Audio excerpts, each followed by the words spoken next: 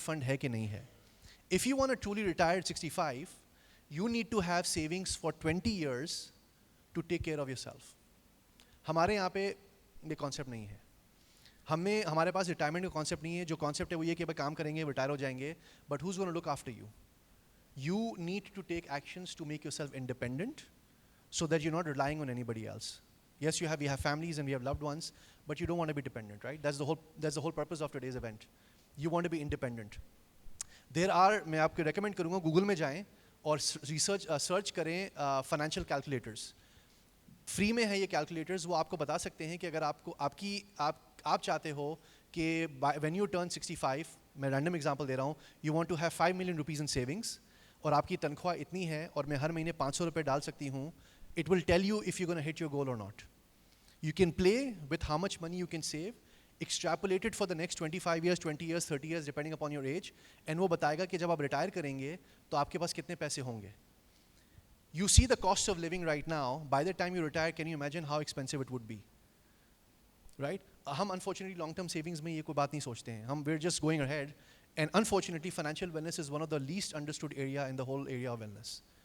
Right? तो short term अलग है, long term अलग है. Retirement के बारे में सोचें, savings के बारे में सोचें. Like I said, there are tools available now, calculators available online. Figure out where you are, where you need to be, और आप जिस speed से चल रहे हैं, उसमें are you going to make enough money to be independent, financially independent by the time you retire? So my request to you is, we will send you all of these. These are बहुत simple, practical चीज़ें हैं. थोड़ा सा काम आपको करना पड़ेगा. But if this is an area of concern to any of you or your family members, आप काम करें इस पे. It is just going to make you more independent, both in the short term and the long term. So with that, thank you very much.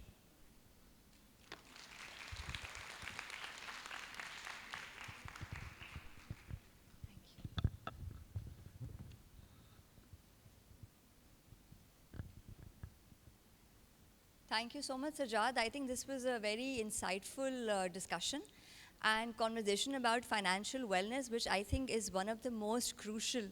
ये सुबह से debate चल रही है कि कौन सा वाला wellness ज़्यादा important है, and that's what he also shed light upon. क्योंकि अगर finance नहीं होगा तो emotional भी impact होगा, physical भी impact होगा. बीमार हैं, बहुत अच्छी बात कि उन्होंने तो अस्पताल जाना है, अस्पताल जाने के लिए पैसे चाहिए, खाना खाना है उसके लिए पैसे चाहिए, ग्रोसरी करनी है उसके लिए पैसे चाहिए. तो पैसे के बगैर तो ज़िंदगी मुश्किल है, मगर उसको स्ट्रेस बना के अपनी हेल्थ को इम्पैक्ट करना वो भी गलत है. So it's very important to basically ensure that how are you actually using your funds, where are you investing, and what profits are you looking at in the upcoming years or in the upcoming time.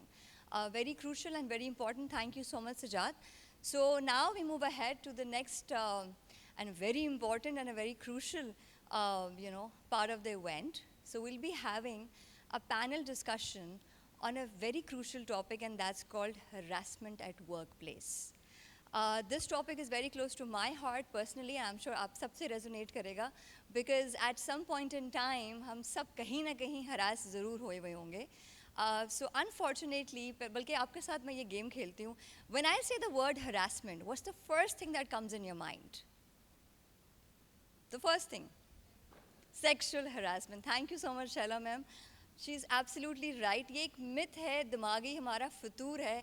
हम समझते हैं कि harassment जो होती है ना भाई, वो सिर्फ sexual harassment होती है, इसके अलावा और कोई harassment नहीं होती है. जबकि harassment जो है, अगर because I was in one of my organizations, I was on the role of ethics and conduct officer, and I wrote the whole policy on ethics and conduct, and that's when I learned, मुझे भी नहीं पता था इससे पहले, there's a fine line between bullying and harassment. But bullying also is a part of harassment.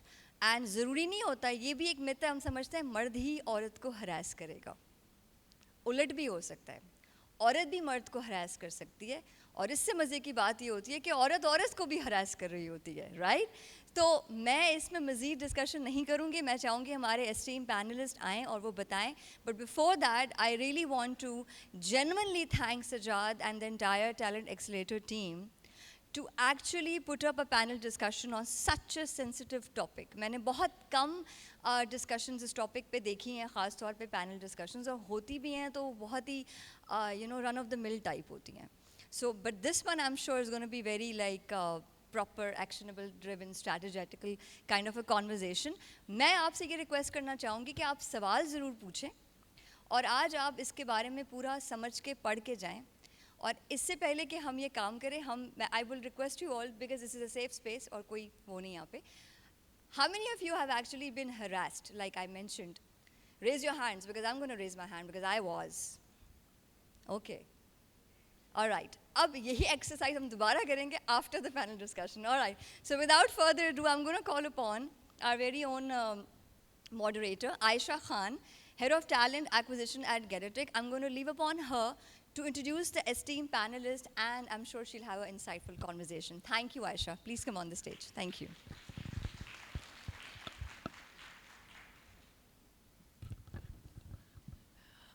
Assalamu alaikum, everybody. I hope you're enjoying all the sessions that are happening since morning. I'm not going to waste a lot of time because we have very objective discussions that are going to take place in this panel discussion, of course. So let me just quickly call upon our panelists. We have Ms. Himra Mursal. She is Chief People Officer at LCI. Himra, can you please come on stage? Yeah, hello.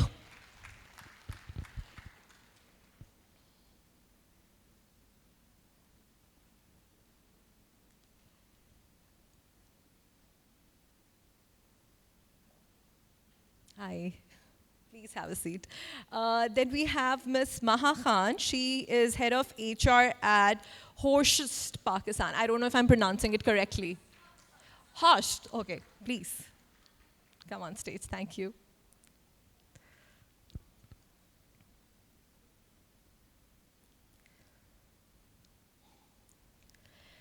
And then to bring in more legal perspective into our discussion, we have Ms. Lala Rukh Hussain. She's a legal and compliance director at Wafi Energy, previously known as Shell Pakistan.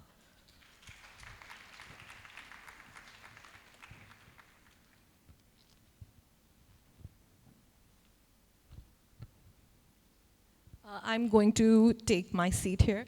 I think you'll have to move here.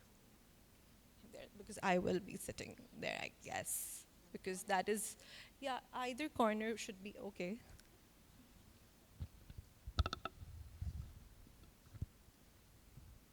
All right.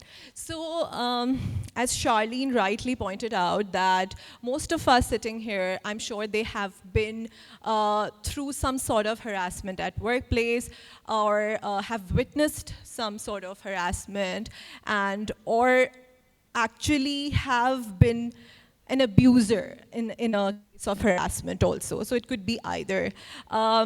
We have such senior ladies sitting here with us today. So we are going to try and keep our discussion very, very objective. And our flow is going to be, we'll first, set the baseline. We'll talk about harassment, what sort of harassment prevails in a workplace. Then we will move towards prevention and how can we report harassment. And then we'll bring in legal perspective and talk about how our Pakistan law sort of protects harassment at workplace. And then we'll definitely be taking a lot of questions from you all. So thank you so much. I'm going to start with Himra, all right? So Himra, we just started our conversation with sexual harassment. We all know that sexual harassment prevails in a work setting. What other form of harassments are there that sort of go unnoticed and people really don't know about? Thanks, Aisha. Assalamu alaikum, everyone. Okay, that's a very interesting question because I just heard that there's a very fine line between bullying and harassment, which kind of tends to go there, and I can share an example. So the first organization that I worked with, and I was very young, I was probably 25, 26, and I was moved to Singapore. I was working for a multinational organization, and guess what? I was bullied by a female boss who was very, very senior in the organization, and everybody in the team, like they were all directors, and I was a chota back then, I was an assistant manager when I was there. And this lady would just come, and she would put her hands on my shoulders and say, we are on that slide, so move to that slide. And the SVP HR would sit there, he would just keep on looking. They all knew that she was torturing me. And I was very, very young. And you know how in Pakistan ke values hoti hain, you don't say anything to to seniors, etc. You need to teach them, you need to treat them with respect. And I used to go to the restroom and I would cry. But then, interestingly, the same person sent me on a training called as Courageous Conversations. And during that training, I was literally crying. And the trainer looked at me and he realized that this girl has been bullied and harassed. And after that, I think, training, I think I just became more aware that it's okay to stand up to people, because I met with one of the, I think, commercial SVPs, and he said, I was like, no, why don't you go in the lift and I'll come in the second round? And he said, don't do that. We wake up, we brush our teeth, we commute to work, so what's, it's okay to share the elevator with you. And I think that really raised my confidence throughout my career. And then when I became the HR director for the first time, again a multinational organization, there was an individual that we were sending on a secondment, and my boss kept, again, now this time a male, kept on pressurizing me, and that's kind of a harassment, like not really bullying, but telling me, okay, you write this email that it's okay to promote, I'm okay for you to promote and then send this person, and I wasn't aligned because that individual had some issues. He kept on mentioning that, but I recalled the first training that I went to on Courageous Conversations, so I reached out to the region and I said, I'm being forced to write this email and I'm not aligned, and this person is pretty cross with me. And of course, he was dealt with later on, but I think you just need to be more aware of it. And of course, there are other types of harassments. I can share examples like, very simple, like a man passing a comment to a colleague who's expecting and saying, aap log ki to Eid hoti hai because aap log, you guys, you ladies go on long holidays. And this girl came to me and said, usne mujhe ye bola. And I said, why didn't you say to the guy, to aap bhi bachcha paida kar le, aap bhi maternity leave pe chale jaएं, right? So I think a little courage goes a long way, but any form of harassment, whether you feel that it's subtle or it's pronounced, it should not be taken, lightly. Everything is serious because it has consequences. Because that experience that I had in Singapore really shattered my confidence at that point in time, and I was a high potential, and I really, really struggled. And then obviously it took me some time to come back on my feet, but just be careful that nahi hai, to have your allies talk to people. Because I spoke to one of my colleagues, he was very senior, and he said, it's not worth working with this individual. And afterwards, she faced with consequences, she was sent back to her country. So yeah, thank you. I hope I've answered Thank your you for question. sharing this, Himra. So it's not just in Pakistan, I believe. It's happening globally. So we have established that. Okay, so Maha, anything that you have experienced in your career as an HR professional, any harassment that we really do not talk about much, but it actually exists? Sure. So I'm pretty new to HR. For me, it's the 7th, 8th month. But I started my career in finance and then supply chain. So it's there everywhere. So as an HR person, I think we all hear a lot more when it comes to these kinds of incidents. So in my personal experience, yes, I've experienced it. And the biggest one for me has been at an organization where I was leading a department, and somebody in the top management would harass me on very regular basis. And initially, I didn't understand it. I felt maybe I'm not doing well at work, maybe that's why. But they didn't have anything substantial coming out of it, even in the feedback sessions or whenever, we would have a conversation. So, and very, I think, late, I realized that, it's not because of my work, it's because of some other things, He started feeling I'm not giving him attention and time. Oh, you don't come to my office often. Why aren't you doing that? And why did you take on this role? Not like we're paying you a lot. And, why are you taking so much stress, for a girl? Why would you do that? And, these kind of petty things. And during that time, I was also going through something personal, and that person was kind of aware of it and, took advantage of that part and would put me down every other day. And then, he would switch. He would become my best friend. He'd be like, oh, tell me, how can I help you? And then he would get really mean, and then with a smirk, he would say, do you think I'm a mean guy? And, and this, it's like playing with your mind all the time.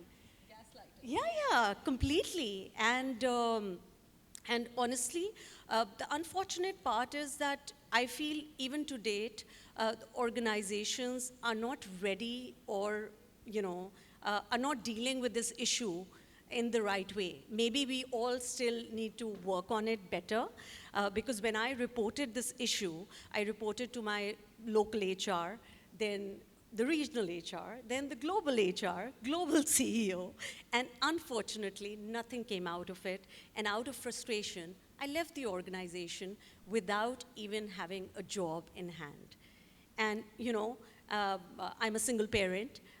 For me, I needed that, money. I needed that sanity to go to work and everything. And despite everything, I left it because, you can't be a part of a toxic environment for way too long. All you can do is try and make things better for you.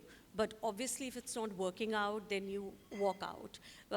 But I personally feel what we should do as women, number one, whenever something like that is happening, a lot of times we don't record or document when things are happening. We need to have proper proofs, because it's very difficult, because a lot of times we women also take advantage of this, that women card where we are, not happy with our boss or something, we would start saying, so, for an HR, it's very difficult to prove who's at fault.